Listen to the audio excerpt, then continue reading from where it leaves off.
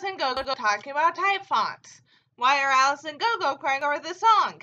Is Alice MadPat's daughter? No, that's not even a real question that's been asked. GoGo and I just think it's hilarious. Hi, Alice here. Today I am hijacking GoGo's channel. Wait, Alice, why are you in here? Oh, you're recording. Also, You're not okay with that? Why do I just happen to be not horrible looking today?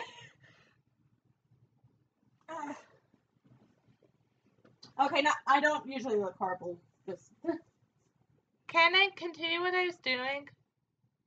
I guess. Thank you. And today I'm giving a quick recap on Undertale before GoGo starts playing Deltarune. And also so that our mom, who's been having to deal with two children who have been dealing with quarantine by watching Let's Plays, will finally understand what the heck we're talking about. Should be mentioned that Deltarune is kind of a parallel universe to Undertale rather than a direct sequel.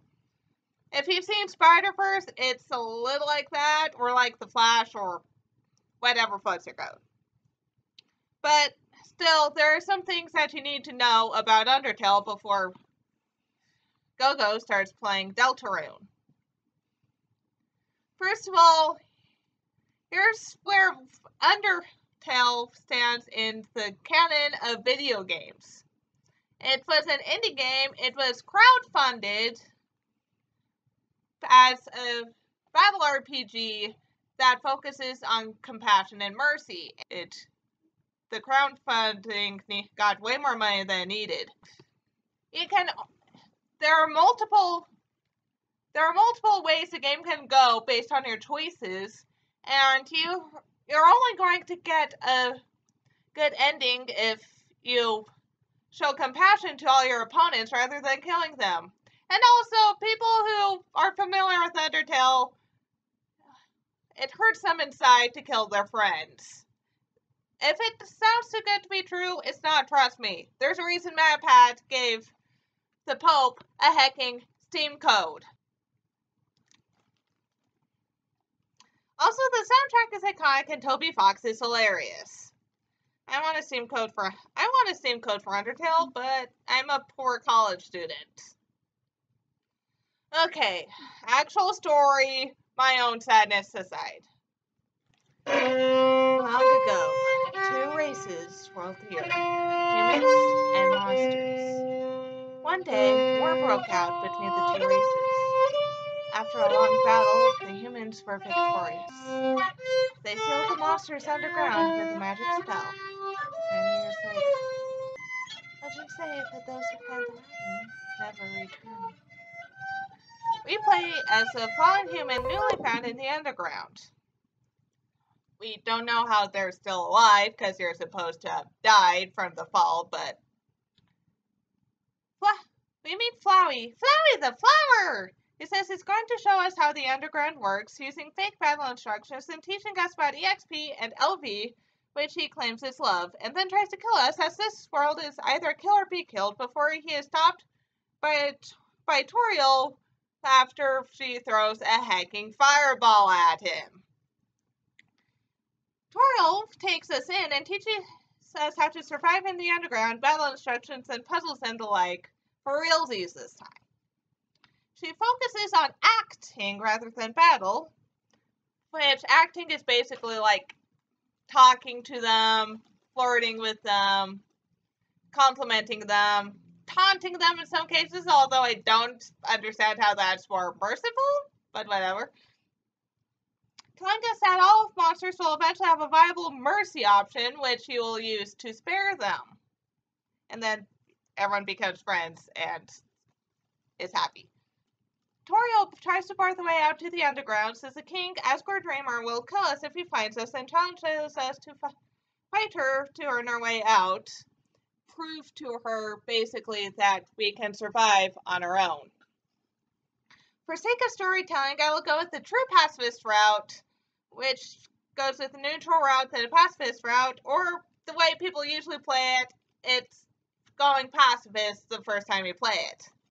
After you spare Toriel enough times, she eventually lets us go out into the underground because she realizes that keeping us in the ruins is not really the best thing for us. But she asks us never to come back because reasons. After we've entered the underground, we meet Flowey again, who warns us for the second time the underground is kill or be killed and cursing our memories with this incredibly haunting laugh.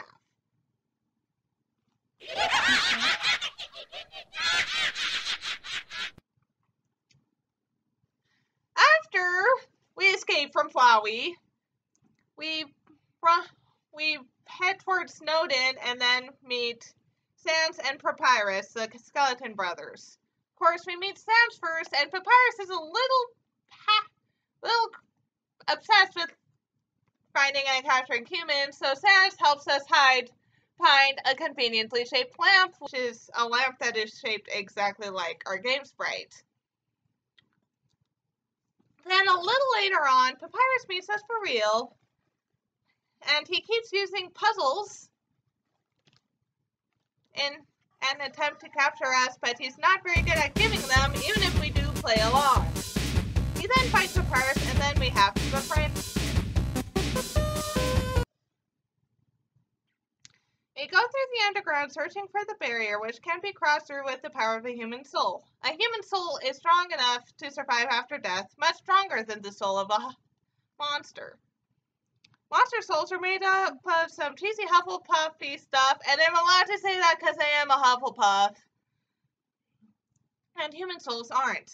The way this is worded, however, is that fortunately human souls don't need this stuff, which, let me tell you, kind of messes you up if you're doing a genocide run. Don't try this at home, kids. Human souls run on determination, which is always shown in all caps, so it must be read dramatically. I should also mention that whenever we are killed in battle, our soul breaks, but someone tells us not to give up.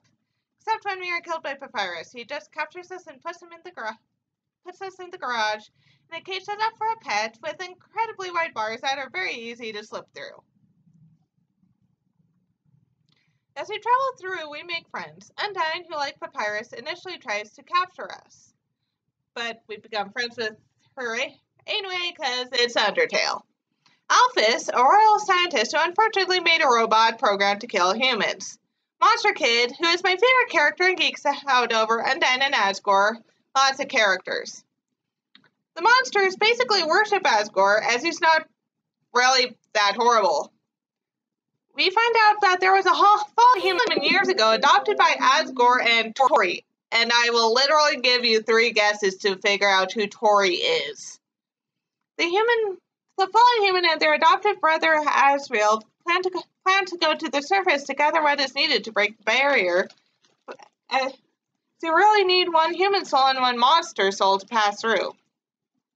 Fortunately, the fallen human ate poisonous flowers, and when Asriel returned them to the surface to die, basically, the humans killed him. Asgore thus declared war on the humans and searched for what was needed to break the barrier. 7 human souls. He has gathered 6 thus far. Eventually, we find Sans in the castle, and unless you are a horrible person, he tells you you're about to face Asgore. He then tells you that LV is level of violence, and EXP is execution points. If you went the way you're supposed to have, you haven't gathered a whole ton of those. Either of them. Which, is okay, but it's a little terrifying. Anyway. When you face Asgore, we go into a separate room to battle, and Asgore destroys the mercy option, which is horrifying for most people. We fight him for a while, and Asgore eventually relents and offers to take us in before being killed by Flowey. We then have to fight this fever dream, or drug trip, your choice, which is called Photoshop Flowey or Omega Flowey. He kills us time and time again, messing with our save files so we can never escape.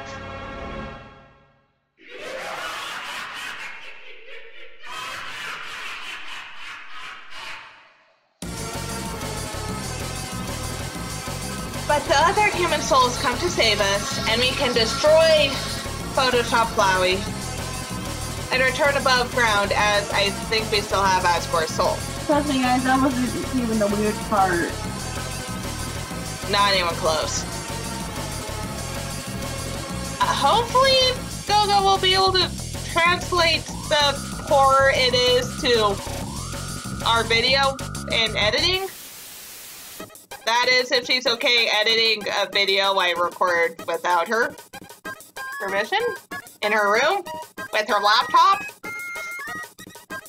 Hey, guys, it was a joke. I knew this was going on. I'm going along with the joke. But so we go back to human land and through the barrier, but the monsters are still trapped. Alphys is trying to find a way out, but we don't know how well that's gonna work. After sparing Flowey, he offers us another way, messes with save files again, and returns us to the underground. Undyne and Alphys flirt a bit, but discover that Alphys has things to hide and she is scared of people discovering them. She injected determination into monster souls as an experiment, and it went horribly wrong. Eventually, we have to face Asgore again. He tries to collect her soul, but he is stopped by Toriel, which restores an enormous argument that previously ended in a divorce. It is also revealed that these golden flowers appeared after Azrael's death, which is horribly reminiscent of a certain character we all know and love. Our other friends tried to stop the fight, and then Flowey claims everyone's souls and uses them to make himself a god, becoming an adult version of Azrael. We fight using our determination and hopes and dreams to fight him. Our soul breaks once, but it refuses to die. Eventually, we realize that though we can't access our save files to escape Flowey or Azrael again, we can save the souls inside Azrael, and we revive all our friends. But there is one more. We see cutscenes of Azrael helping the first fallen child, and really wistful music starts playing and everyone starts weeping, including us even when we listen to it out of context, and our mother is very confused. Oh my gosh, I'm actually crying right now. We save Azrael's soul, and he knows he has to go because, well, he's dead. We comfort him, and the barrier is broken. The monsters go above ground and join the humans in being on Earth in peace. The barrier is broken. The monsters go above ground and join the humans in being on Earth in peace. Toriel asks if she can adopt us, and anyone who is not a horrible person says yes. There's a post-credit scene. The one we get depends on which option we choose. And we have to explain the genocide route, because reasons. Genocide route. It starts when you kill Toriel in one go, which I don't know how anyone has the emotional capacity to do that. Toriel holds a very special place in my heart. You kill every monster you can find, which aren't many after a bit because Alphys evacuates them, but nobody came. That actually comes up every time you try to fight someone, but nobody came. After he killed Papyrus, Sans decides he wants revenge. Undyne is killed protecting my very sweet, precious monster kid who tries to fight us, but he's a child against a serial killer. It gets to the point where even Flowey fears us. When we get to the council, Sans fights us. In the super OP battle, with the best, OP meaning overpowered, battle, with the best known, unfortunately, song on the soundtrack called Megalovania, which, like, yes, it's a pop, but there are so many other pops on the soundtrack. Why does that one get all the attention? After Sans is dead, we go to fight Asgore, who still destroys the mercy button, but we're season killers at this point, so it's not as horrifying. We kill Asgore, and Flowey decides to destroy the world, rather the game, after we meet Kara, a sprite not unlike us, except for glowing red eyes, which is terrifying. Surprisingly terrifying for an 8-bit game. After 10 minutes or so, he sees that we're still there, and he gives us the option to give up our soul to bring back everything. And everything is normal, so we think. The next time we do a pacifist route, the post-credit scene ends with Flowey's laughter and our eyes glowing red, which is surprisingly creepy and not something I suggest seeing right before bed. I actually kind of watched that right before bed. Now I'm going to go over the characters because we need to get to know them a little more. Should probably. Asgore, the king of the underworld, he declared war on humans years ago, but he's actually not very good at being a warmonger. This song makes me sad. Because it's just his job. He just loves gardening and drinking tea and having tea parties with people. He refuses to be called the king. Also, he comes to schools and helps students with their projects, which left me very confused my first walkthrough. He was married to Toriel, but lost her when Adriel died, and he declared war on the humans. Yeah, Toriel is best known as Coach Mom among the fandom, and her name is derived from tutorial. She takes us in at the beginning after fireballing Flowey, then lets us go to find our way back.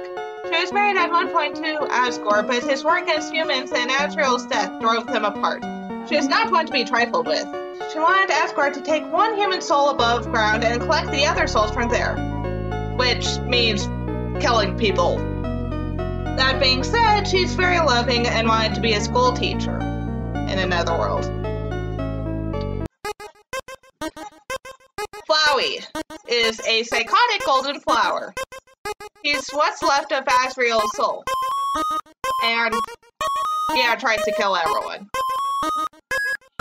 He can also manipulate the game save files, as is demonstrated in both final boss battles involving Asriel, the son of Toriel and Asgore. His name is a mixture of the two because apparently they're those parents. He found the first fallen human, and they were close growing up, but he was killed when he took his sibling back up to die. And his soul became Flowey. And one of the skeleton brothers, he seems very lazy, but knows more than you think. He reveals how much he knows about save files and the parallel universes in his battle on the genocide route, plays pranks on us through space and time, and has a secret laboratory behind his house. He has straight up said that an old woman, Toriel, obviously, made him promise not to hurt a human, which is why he doesn't kill us. Unless you're being a horrible person. Also, Mad Pat caused much controversy when he decided he was Ness from another video game. And GoGo and I have a debate as to which skeleton brother is the older sibling, and GoGo's argument is that Sans is very protective of Papyrus, which is why he fights us in the genocide route, because we killed him. Papyrus is the other skeleton brother. He loves puzzles and wants to be a royal guard, but he's not the brightest crayon in the box and is probably physically incapable of killing people. Literally, he tried to keep us as a pet at one point.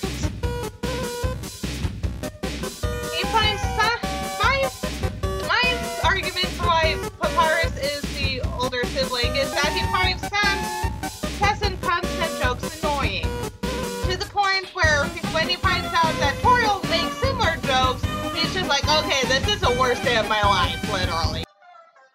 Undyne, the captain of the Royal Guard, she's a fish lady who is trying to teach Papyrus to cook. See, we're here being trying because things tend to end up in flames. Sounds familiar? However... Oh, that's the one with the cute thing. However, unlike Papyrus and Asgore, she actually puts an effort into trying to kill us, but she does become a good friend for us. Alphys is a royal scientist. She's obsessed with anime, and is very nervous, and doesn't have a lot of confidence. And she looks like a cross between a dinosaur, Lisa Simpson, and Dr. Doofenshmirtz. I don't know why that combination specifically, but works fairly well. She tries to protect us from her worst creation, a robot named Mettaton, who is trying to kill us for YouTube watch minutes, although honestly, same. She was involved in experiments trying to strengthen monster souls by injecting them with determination, but it backfired, creating horrible creatures called amalgamates. And now, the big one. The big one. W.D. Gaster. The previous royal scientist. He's kind of an Easter egg, more or less, in the games, but at the same time, he's a very important one. And he is super mysterious. He was searching for other worlds, but he disappeared. He comes in with the whole parallel universe thing.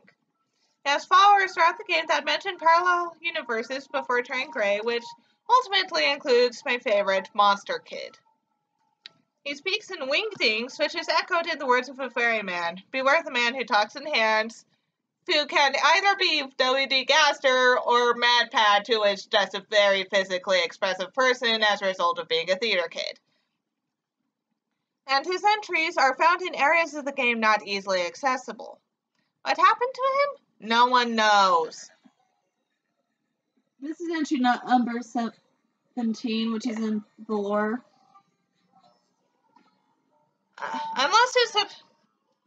No one knows what happened to him unless you subscribe to MadPad's theory, which has grown a bit in popularity. He was kind of blasted into time and space.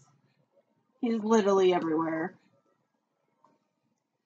But MadPad's theory states that he was split into sans and papyrus. Connected to sans and papyrus regardless, as Gaster is also a skeleton, and Sans knows a little too much not to be suspicious. And that is my Undertale recap to get everyone brought up to speed before GoGo starts her Let's Play on Deltarune. And yes, be sure to like and subscribe. Check out my channel as well. GoGo out.